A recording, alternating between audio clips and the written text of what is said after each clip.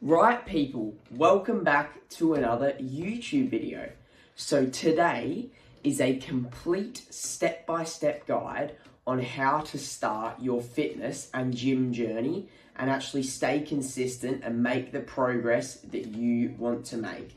So I'll be going through every single step along the journey, telling you exactly what to do, how to start, how to stay consistent, and how to actually make the progress that you want to make based on my own research, my own experiences, and everything I've learned across the way. So without further ado, let's get straight into it. Step one, realizing you want to change. That is the number one thing. So assuming you're watching this video, you're already part way through making that decision, and it's just the decision that you're realizing, yeah, I want to change. It's time to change. And for me, I just woke up one morning and I was like, no, I'm not happy being fat anymore.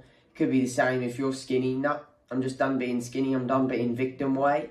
And you decide to make that change because you can't force anything on you. If you feel like everyone's pressuring you to lose weight, but you don't genuinely want to lose weight, it's never going to be successful. You need to want to do it. Otherwise, you're never going to work out. So the first step is realizing you genuinely want to change and having that drive, because that's what's going to make you actually make that progress. And that leads into step number two, which is realizing your why and identifying your goals. So like I made a reel about a couple days ago on my Instagram, which you sure all probably would have came from, but I was saying that you need a why. And that's the second thing, identifying your why. What is your why? So for me, my why was a better physique, better health, and just feeling more confident in myself, actually making changes that I wanted to make. That was my why at the start. Obviously, my why now is to be the best bodybuilder possible and to inspire you guys. And your why can change, but you need that why that will actually motivate you when you're feeling down. It will help you stay consistent and actually make that long-term progress, because you need that why to drive you. And also identifying your goals. Identify what do you want to do. So when I got into the gym, I wanted to build muscle and lose all of my fat. Now, for someone who's skinny, it could be pack on muscle and fat and just weight and size on your frame. For someone who plays sport, it could be get healthier for sports. For someone that's maybe a little bit older, it could just be preserve my health, get stronger bones, recover from an injury, maybe lift weights so I can lift up my kids, or get better health so I can, go up run up the stairs and run around with my kids. It's so person dependent, but you need to identify your why and identify what your goal is. Because identifying your goal is going to determine what steps you take and what plan you set up for yourself to achieve that goal. So now we've got into that, we need to get into some numbers, and that leads into step number three, which is finding out your maintenance calories. This is very, very important, and this is going to be the main driver of your progress. So I'll pop up on screen now the link of the website that I use to find out your maintenance calories. I think it's tdee.net, I believe, but the link will be up right here. But that is the website that I use. Now, once you click on the website, you'll be presented with this screen where you need to put in your age, your height, your gender, and your weight. You don't need to put the body fat percentage, and you also need to put your activity level and be honest with this. So if you get 10K steps a day, you're light activity. If you get 10K steps and go to the gym every day, you're moderate. If you're doing cardio on top of that or working a tiring and physical job, you're heavy activity. No one's going to be athlete activity, so don't bother putting that. But you're in one of those three. You're either light, moderate, or heavy. And be honest and always underestimate. It's very easy to overestimate this, and that can cost you big time. So make sure you accurately put that activity level in, put your height, your weight, your age, and your gender, and press enter. then you'll be presented with this screen and this big number right here, which for me on screen, it's about 2,800 roughly.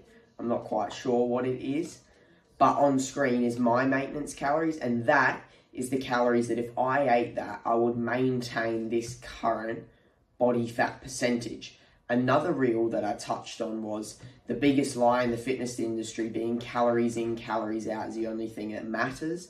So obviously that calories is very important, but what we're going to do next is even more important, but that is your maintenance calories. So write that down, take a screenshot of that, obviously for your own details, because that's going to be very, very important.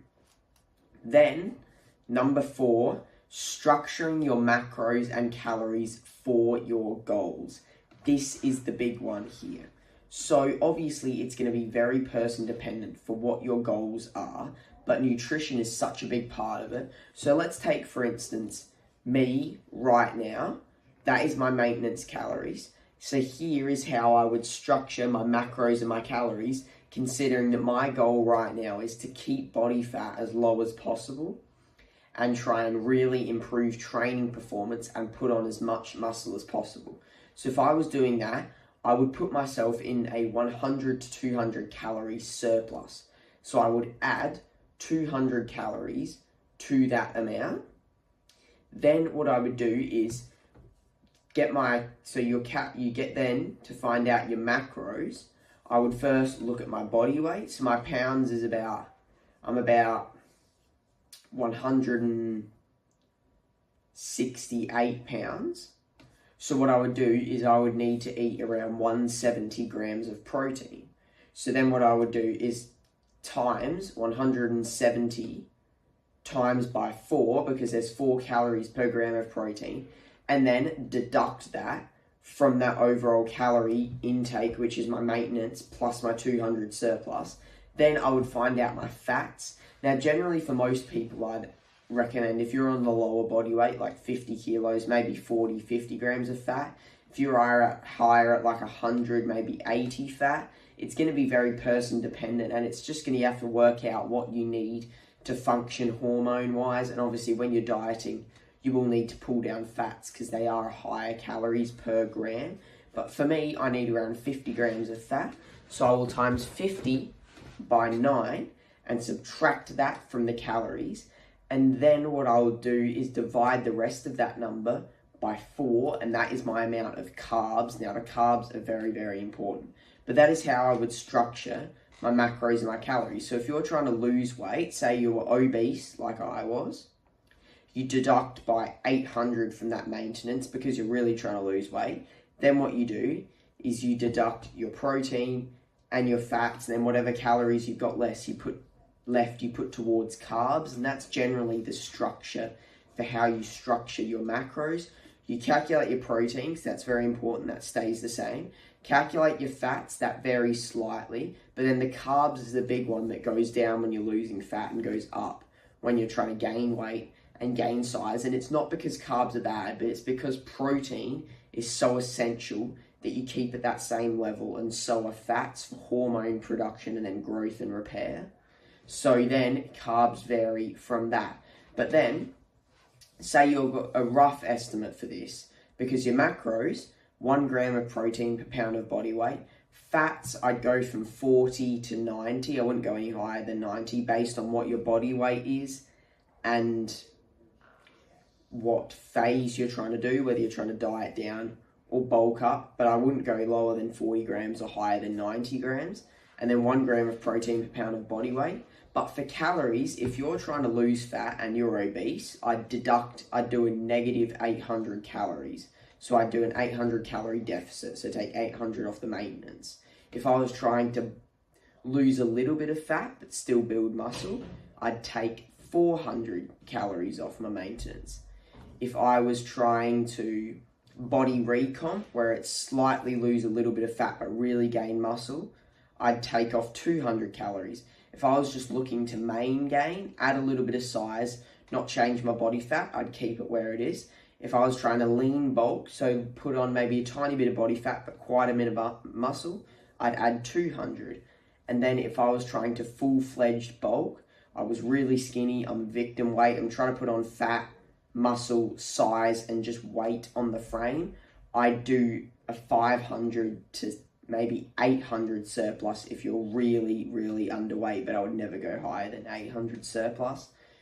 And that's sort of how I'd structure. If you're just generally trying to be healthy, you're happy with your body fat, but you're just trying to be a healthier person, put on a little bit of muscle, improve your strength, I'd eat at maintenance around there. And that's just what I do. And it's very dependent for your goals. And obviously you can Google that, or if you have a coach, you can look that up. But that's generally what I do for the main goals that most people have. And now it comes to step number 5, which is determining when you can eat and train in a day, and then structuring your meals around that, around your training and how many times you can eat. So I'm just going to give myself as an example again. I like to eat breakfast in the morning, 2 meals at school, then have my pre-workout meal after school, my post-workout meal up after the gym before I go to bed. So I can eat 5 times in the day, and I train between meal 4 and 5. So what I do is, right now I am lean bulking, so I'm in a slight calorie surplus. So what I would do is structure a lot of carbs in the pre and the post workout, a lot of fats and some carbs, a lot of fats and quite a bit of carbs in the first meal, and then a few fats, a few carbs in meals 2 and 3, because fat's very important in the morning and very important away from your training window. And pre and post workout, it's very important to have a lot of carbs and have low fats. So that is how I would do it. So in terms of structuring your meals and actually choosing your meals, I'm always a whole food meal plan kind of person. I like to eat the same thing every day because it's easier to meal prep. It's going to be cheaper buying food in bulk, and you just know what you're going to eat every day. You know when you're going to eat. It takes that decision fatigue out of it. And then for food sources, I mean, my meal plan right now is sourdough, eggs, and yogurt in the morning, and then chicken and potatoes and avocado, and then chicken, rice and avocado, and then cream of rice with whey protein pre and post workout. And it's just about choosing meals that you like. So you could go with tuna and potatoes and make like a jacket potato or roast potato, or baked potato, sorry. Or you could do beef and potatoes and make like a burgers with like low calorie buns. It's really up to you, but it's important that you're getting low fats and especially if you're dieting, a lot of your carbs around your gym session, because that's actually going to fuel the growth and fuel the recovery. And then making sure you're getting a lot of fats in that first meal, as long as it's away from the training window, because that's going to help absorb vitamins, because a lot of vitamins are fat soluble, and that's just going to give you that long lasting boost of energy for the day. And also with regards to sources of food, proteins, whey protein, chicken, beef, eggs, fish, carbs, rice, potatoes, cream of rice, oats. That's probably all I do. Cereal, if you're bulking post-workout, going to be really good. Fats, avocados, olive oil, eggs, nut butters, just nut butters in general. Those are the main food sources. Pick whole food sources, pick foods you enjoy, you digest well, meals that you can actually prepare and eat at those times. And then that's the same rule. That's pretty much just the rule. Even protein in every meal, the high carb, low fat, pre and post workout, high fat away from that to digest vitamins, carbs in those other meals because you still want carbs during the day, slow digesting carbs away from your training, fast digesting carbs around your training, foods that digest well, foods that you enjoy, foods that you can actually prep and eat at those times. And that's all you need to structure your meals. It's very up to you. You know what you like, you know what you can stay consistent to, you know what you can afford. So just structure your meals, make sure it works well, make sure you're making progress with that food, as long as it's with digesting well, good food sources, hitting your macros and your calories, and it's ideally whole foods, and then just run that, just trial and error. That's the beauty of it. You can choose what you want to do. Now we come to number 6, which is choosing how many days you want to train in the gym, and then identifying what you enjoy and what you don't. So say for me, I can train every single day, but I only want to train 5 days a week because I like rest days. I think I benefit a lot from rest days. Recovery is a big thing for me. And I can train any day, so I can pick a split around that. But say you can only go to the gym Monday to Friday, and you only want to go 4 days a week. You could do an upper lower rest split. But this is about choosing how many days you want to go to the gym and then what exercises you don't. So for me, I want to go to the gym as much as possible, and I enjoy, things I don't enjoy are leg press. That's it for me. So this step is just choosing how many days you want or can go to the gym, and then what stuff do you enjoy and what you don't. And then it's number 7, which is making your training plan around that. So say you're someone who can only go to the gym Monday to Friday and you really like compound lifts. You could do an upper lower rest split, and then for your upper days you could do bench press, bent over rows, pull downs, incline dumbbell press, barbell curls, skull crushers, shoulder press, and lateral raises. And then on a lower day, you could do squats, deadlifts, calf raises, hamstring curls, leg extensions, adductors. Cool. There you go. You're getting your compound lifts. You're just doing your 4 days that you want to do, and you're just going Monday to Friday. It ticks all the boxes. You enjoy it. You can stay consistent to it. It's very person dependent. Obviously, if I could be here for 2 hours if I wanted to rattle on every single exercise or thing you can do. But the general thing is choose exercises you enjoy, because that trumps absolutely everything. Exercises you can train hard and execute well, and then make a training plan, one that you can actually stick to and actually commit to making sure you can get into the gym on those days every single week. Along with structuring your training is structuring your expenditure. That's a very important thing. Now, expenditure, steps and cardio. So a brief guide for what I do. If you're in a very aggressive diet, I do 25 minutes of elevated heart rate cardio 5 times a week plus 12k steps. If you're just main gaining, I do 20 minutes of cardio 3 days a week and 10k steps.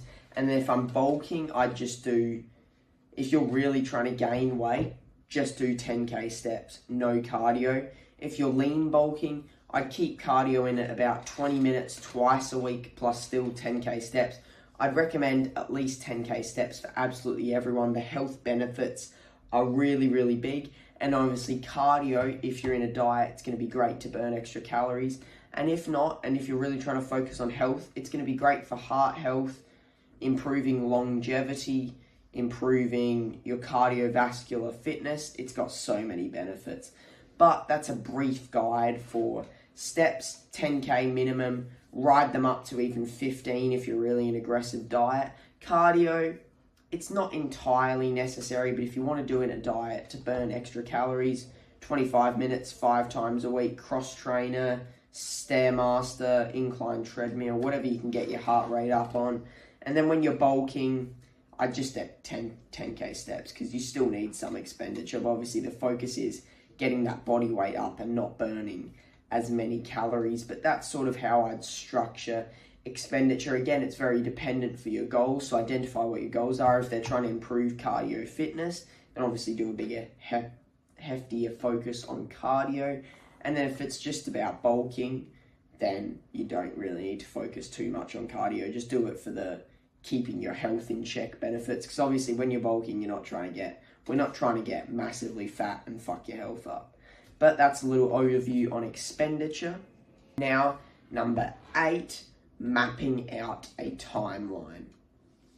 So from mapping out a timeline is so crucial to know what you're going to do after the diet and how long, or after whatever you're trying to do, and how long you actually want to do this for. So a timeline, say for my lean bulk, could be I want to try and lean bulk for another 10, 15 weeks. Then I'll pull back, do a little diet, and then I'll do another bulk up again because we're trying to put on a lot of size for a bodybuilding show. So it's very person dependent, but it's identifying based on how much weight you want to lose or gain. How quickly do you think you can do that? And then that's also based on how aggressive your meal plan and training is. But it's mapping out a timeline of, okay, I want to get to this milestone then, and then we're going to do this till then, just so you constantly know what you're working towards and what's coming next. Then, number 9, the big one, take your before pictures. I do this the morning that you start the plan, but this is so crucial. Take pictures. If you're just a regular lifestyle person, just take a front, a side, and a back shot in your underwear. Obviously, if you're doing bodybuilding, then maybe do some poses and whatnot. But take pictures, take progress pictures, record your weight down, and then we get to step number 10, starting. The beauty, the best part. We've done all the planning, we've got our plan set up, we've got our timeline mapped out, our meals, our training, we know what's happening. Then it's about actually starting. Now, this is the big one. Obviously, I'd ideally recommend starting on a Monday because it's an unwritten rule. That's what you do. Don't see this as such a daunting date or start. It's just you're starting your plan. Look forward to it. Look forward to making some progress, seeing some results. Obviously, it does take time, but know that you're starting and you're working towards something big. But you've got your plan set out. Start on a Monday and get right after it. Now that we're into it, let's go to step 11, which is taking weekly progress photos and checking in and then adjusting your plan accordingly. So how I would recommend doing check-ins are, say, I'd weigh myself every day. That's a non-negotiable. You just weigh yourself every day. That's not really a thing we need to talk about. But every week, say it will be on a Monday, take your progress pictures in the same spot every single week so you can see the progress you're making, and then you can adjust your plan accordingly. So if you're dieting and say body weight has dropped a lot, the look has improved, you don't need to make any changes. Things are going the right direction. Say you didn't drop as much weight as you wanted, you didn't drop any at all, obviously weight does fluctuate, then maybe pull a little bit of carbs down, move a little bit of calories down, slowly, don't get silly with it. But look at your progress, look at what's happened from that week and think, okay, how's this gone? And then how can we adjust? You don't really need to be adjusting unless you're dieting and you're aggressively dieting. That's the only time when you really need to adjust weekly. But apart from that, take weekly progress photos, see the progress you're making, check in, think, how did that week go? What can we do next week that's even better? And then just reset, prepare, look at the plan and think, okay, so now that I've started, how does this plan look? Is there anything that's not working? Can we change anything? Say I don't like this meal, I can't eat this many meals, I can't train this much. Then adjust. This is sort of a starting period. It's not that serious. Don't worry. There's no time limit. Just start your plan. Then a few weeks in, think, okay, how's everything going? Adjust and then keep on moving. That's pretty much it. But take weekly progress photos. Now, number 12, what to do after you hit your first progress milestone to ensure you keep your progress and don't lose everything. So often, and this happens when people are losing weight generally, they will lose the weight they want to lose and then they'll just stop. They'll stop going to the gym, they'll stop eating their meals, and then before they know it, they've put all the weight back on. And it's the same with someone who's gaining weight. Then they start just going back to not doing anything, not eating enough food, and then you drop all that body weight that you've gained. This is the importance of having the timeline mapped out. After you finish dieting, like it was for me when I was obese, then I realised, fuck, I want to get massive. So then I put myself in a slight calorie surplus, and I started really focusing on improving my training performance and making the progress in the gym to build muscle. But make sure you have that plan ready after you complete your first initial plan or milestone to ensure that you actually keep your progress and keep progressing, and then don't just lose everything you've worked hard for. And now, number 13, the final step, how to stay consistent long term. And this is the biggest one, because I see so much with people, they work so hard, they make the progress they want to make, they keep going, but then slowly they just lose interest over time. Now, how to stay consistent long term? It is important that you keep a strong why. I stress the why so much, but it is generally really important because it keeps motivating you. It keeps giving you a reason to keep going. And I see so often people, their why at the start is, I want to lose weight. But then once they've completed that, they're like, well, what's my why now? I don't have anything to motivate me to keep going. Change your why. I want to build muscle. I want to compete in a bodybuilding show.